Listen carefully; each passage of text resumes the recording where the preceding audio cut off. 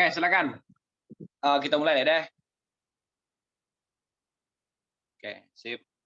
Bismillahirrahmanirrahim. Assalamualaikum warahmatullahi wabarakatuh.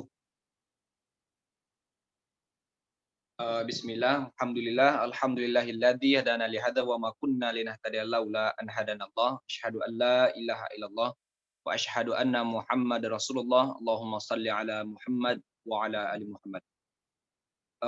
Bersyukur kita kepada Allah Subhanahu wa taala dan bersalawat kita kepada Nabi Muhammad sallallahu alaihi wasallam. Allahumma shalli ala Muhammad wa ala ali Muhammad.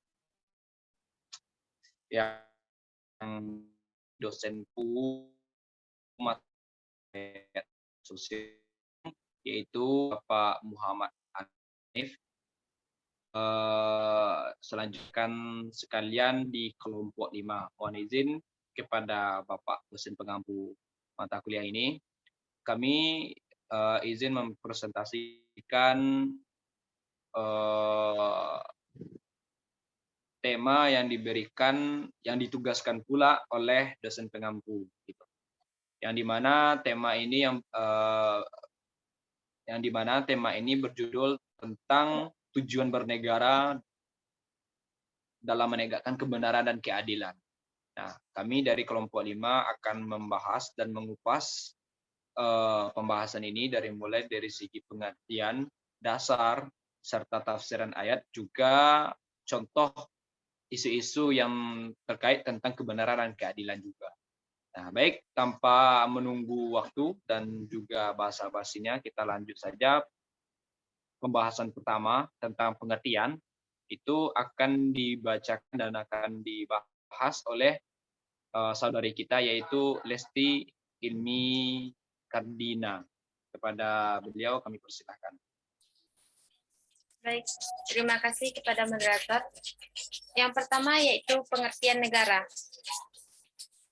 Menurut Profesor Miriam Budiharjo, negara merupakan organisasi yang ada di dalam suatu wilayah yang dapat memaksakan kekuasaannya yang sah terhadap semua golongan kekuasaan yang berada di dalamnya dan dapat menetapkan berbagai tujuan dari kehidupan tersebut. Menurut Profesor Nasrun, definisi sebuah negara adalah sebuah bentuk pergaulan berhidup. Oleh karena itu, sebuah negara harus ditinjau secara sosiologis agar dapat dijelaskan serta dipahami. Selanjutnya, pengertian negara menurut Kamus Besar Bahasa Indonesia. Menurut Kamus Besar Bahasa Indonesia, adalah kata negara dapat diartikan ke dalam dua hal. Yang pertama, negara adalah sebuah organisasi yang berada pada suatu wilayah dan memiliki kekuasaan tertinggi secara sah, serta ditaati oleh masyarakat di dalamnya. Yang kedua, sebuah negara dapat disimpulkan sebagai kelompok sosial yang mendiami sebuah wilayah maupun daerah tertentu yang berada di bawah lembaga politik maupun pemerintah yang efektif, memiliki kesatuan politik, berdaulat yang memiliki tujuan nasional yang ingin dicapai oleh suatu wilayah tersebut.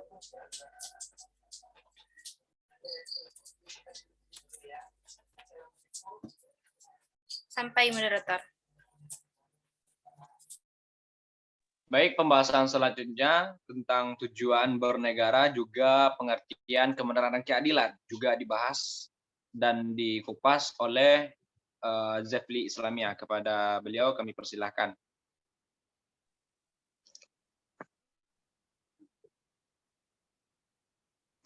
Bismillah, poin selanjutnya yaitu tujuan negara. Pada dasarnya, tujuan negara dapat disederhanakan menjadi dua hal pokok, yakni keamanan dan keselamatan, serta kesejahteraan dan kemakmuran.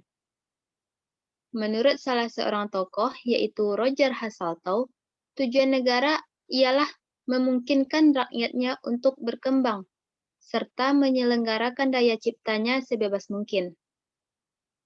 Sementara itu, tujuan negara menurut Harold Jelaski ialah menciptakan keadaan di mana rakyat bisa mencapai berbagai keinginan mereka secara maksimal.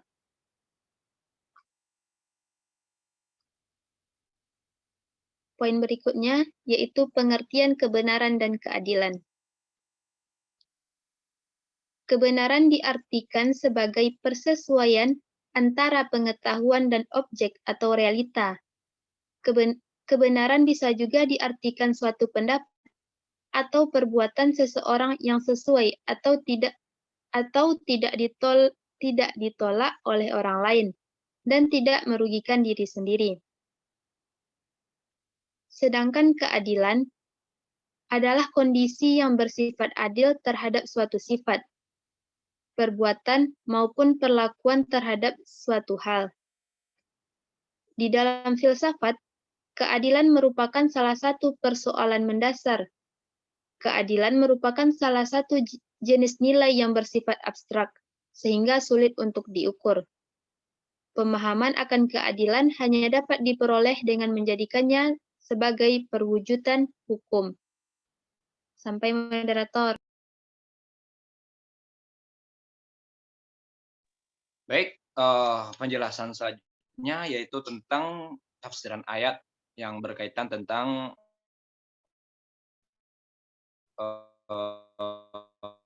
tujuan bernegara dalam menegakkan kebenaran dan keadilan. Silakan.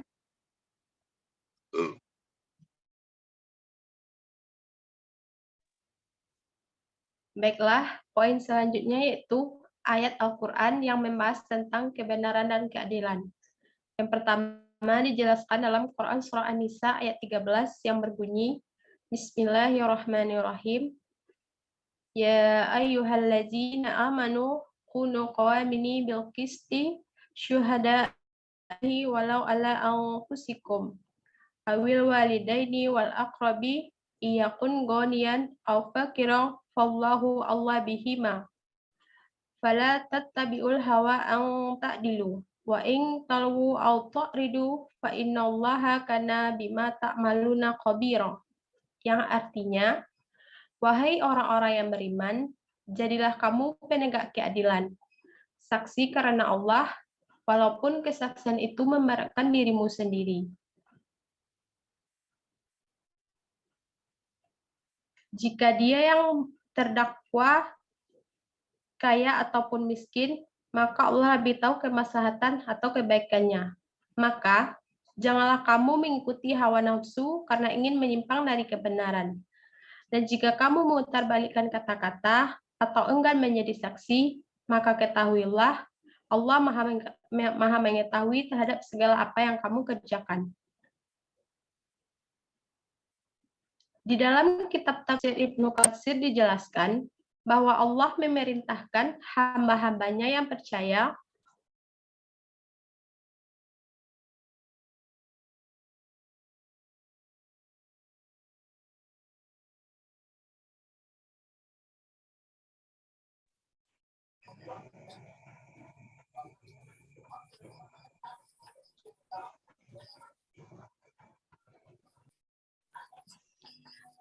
Di dalam kitab Ibnu Katsir dijelaskan bahwa Allah memerintahkan hamba-hambanya yang percaya untuk menjadi penegak keadilan, tidak cenderung ke kanan dan kiri, tidak takut apapun karena Allah, dan tidak dapat dipalingkan pihak manapun, serta diperintahkan untuk menjadi orang-orang yang saling tolong-menolong, bantu-membantu, dukung-mendukung, dan bahu-membahu. Kemudian, selanjutnya dijelaskan dalam Quran Surah Al-Maidah ayat 8 yang berbunyi, Bismillahirrahmanirrahim. Ya ayyuhallazina amanu kunu qawamina lillahi syuhada abil qisti wala yajrimanakum sana'anu qaumin ala ta'dilu i'dilu huwa aqrabu littaqwa wattaqullah innallaha khabirun bima ta'malun, yang artinya, wahai orang-orang yang beriman, jadilah kamu penegak kebenaran karena Allah dan saksi-saksi yang bertindak dengan adil. Janganlah kebencianmu terhadap suatu kaum mendorong kamu untuk berlaku tidak adil. Berlakulah adil karena adil itu lebih dekat pada takwa. Bertakwalah kepada Allah. Sesungguhnya Allah Maha teliti terhadap apa yang kamu kerjakan. Ayat ini memerintahkan kepada orang mukmin agar melaksanakan amal dan pekerjaan mereka dengan cermat, jujur, dan ikhlas karena Allah, baik pekerjaan yang bertalian dengan urusan agama maupun pekerjaan yang bertalian dengan urusan kehidupan duniawi. Karena hanya dengan demikianlah mereka bisa sukses dan memperoleh hasil atau balasan yang mereka harapkan. Dalam persaksian, mereka harus adil menerangkan apa yang sebenarnya tanpa memandang siapa orangnya, sekalipun akan menguntungkan lawan dan merugikan sahabat dan kerabat. Allah memerintahkan kepada orang-orang yang beriman supaya berlaku adil, karena keadilan dibutuhkan dalam segala hal untuk mencapai dan memperoleh ketentraman, kemakmuran, dan kebahagiaan dunia dan akhirat. Oleh karena itu, berlaku adil adalah yang terdekat untuk mencapai tujuan bertakwa kepada Allah.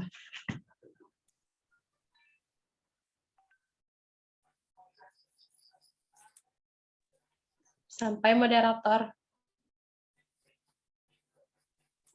Baik.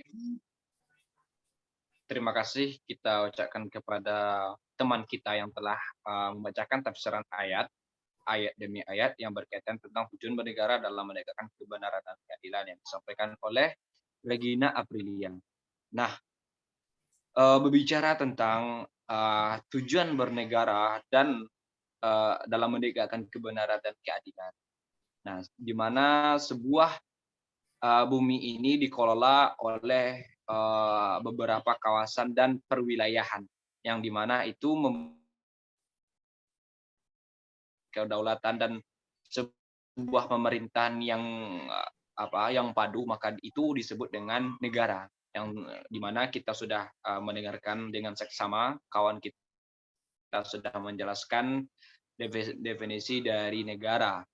Nah, tujuan dari negara dan pengertian, berbicara tentang pengertian dan keadilan tadi sudah dijelaskan oleh kawan kita yaitu Zafir Islamiyah, yang dimana memang kebenaran itu menurut dari teologi filsafat itu bersifat dinamis dan itu berubah-ubah, dan itu sesuai dengan situasi dan kondisi, tetap dimanapun dan kapanpun.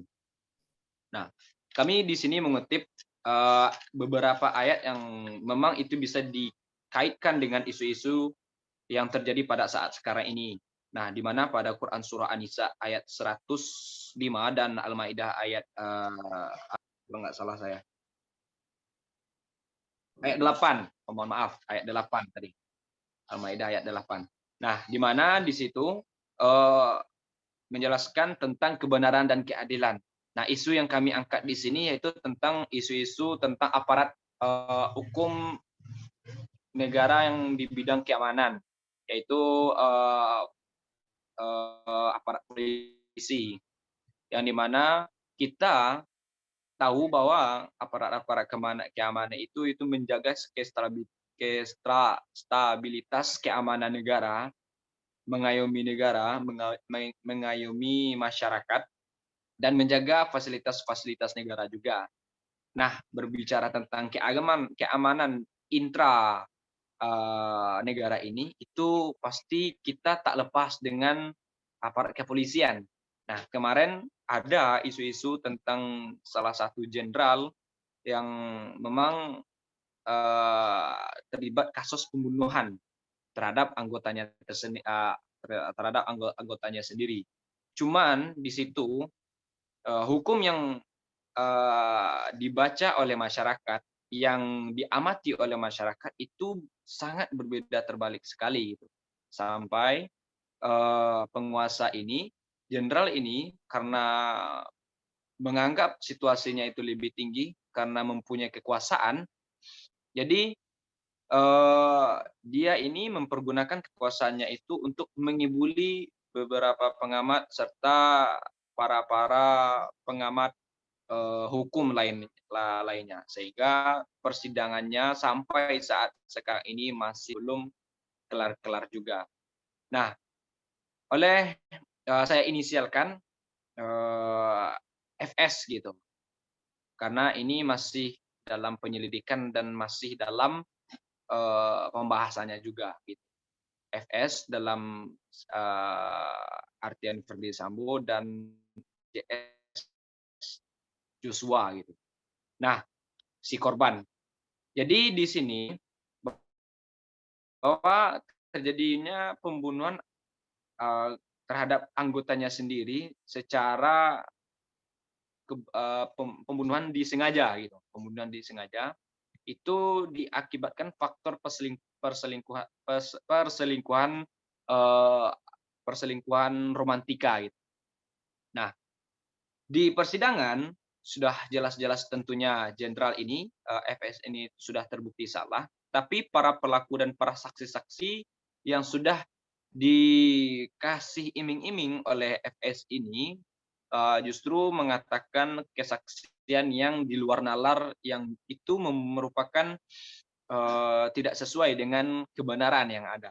Sedangkan kita sudah membahas tadi dan sudah dipaparkan oleh saudari kita tadi di dalam Quran surah An-Nur, An-Nisa surah yang keempat ayat 105 itu menyuruh kita untuk berbuat secara benar dan adil. Gitu. Nah, saya bacakan lagi. Kami telah menurunkan kitab Al-Quran sebagai petunjuk kepada seluruh umat manusia, kepadamu Muhammad, membawa manusia dengan apa yang telah diajarkan Allah kepadamu, dan janganlah engkau menjadi penentang, yaitu orang yang bersalah, orang yang tidak bersalah, karena membela orang yang berkhianat. Nah, itu sangat dekat sekali dengan isu-isu yang kita angkat tadi. Juga di surah Al-Maidah ayat 8 tadi, wahai orang-orang yang beriman, kamu menegakkan karena Allah ketika menjadi saksi dengan adil, dan janganlah kebencianmu terhadap suatu kaum mendorong kamu untuk berlaku tidak adil. Berlaku adillah, dan karena adil itu lebih dekat kepada takwa, maha teliti, dan bertakwalah kepada Allah, sungguh Allah maha teliti terhadap apa yang kamu kerjakan. Jadi dua ayat tersebut kami dekatkan dengan isu-isu yang kami angkat tadi, di mana para saksi, para korban, dan para pelaku juga diharapkan untuk menerapkan yang ada ini gitu. Kami untuk awas sekitar kami, bahkan di negara kami juga, dengan ada yang sesuai dengan Undang-Undang Dasar 1945, di mana negara ini punya legitimasi dan punya legislatif juga yang merupakan itu menjadi acuan seluruh masyarakat. Nah, di mana ada 4 komponen yang memang harus juga dimiliki oleh negara. Itu pertama ada masyarakat, rakyat, yang kedua ada pemerintah, yang ketiga ada kedaulatan, yang keempat ada wilayah. Nah, keempat komponen tersebutlah yang memicu dinamika-dinamika yang ada di sebuah intra negara tersebut. Nah, terkait tentang isu yang kami paparkan tadi, mungkin hanya itu yang dapat kami sampaikan. Salah ada janggalnya, mohon maaf, karena kami masih dalam proses belajar dan proses analisis juga. Dan terima kasih kepada kawan-kawan yang telah mendengarkan dan juga menonton video ini. Jangan lupa like dan subscribe.